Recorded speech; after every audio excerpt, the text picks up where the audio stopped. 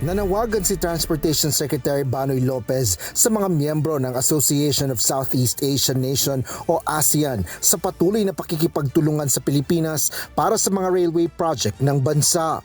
Kasabay ito ng pagbubukas ng ASEAN Railway Conference kahapon kung saan host ang Pilipinas ngayong taon. Layo ng pagpupulong na ito ng ASEAN members na mapalakas ang kooperasyon ng mga bansa sa pagtatakda ng mga pamantayan sa kaligtasan at operasyon ng mga railway system.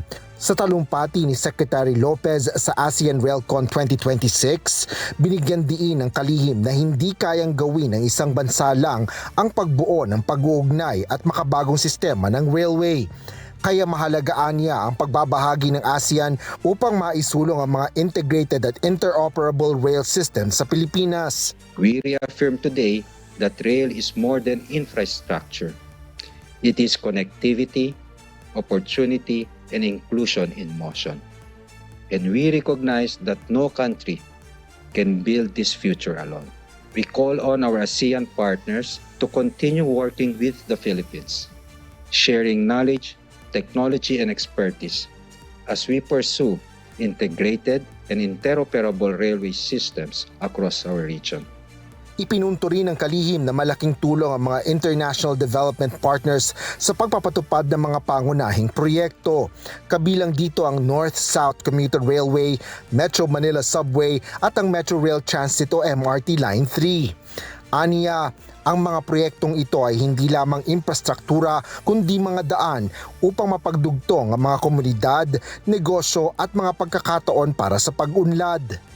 Our first ever subway, the Metro Manila Subway, is steadily progressing.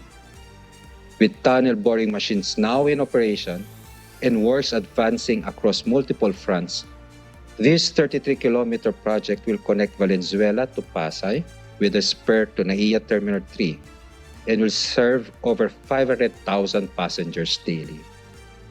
More importantly, it will give back what the traffic has taken away: time, productivity, and quality of life.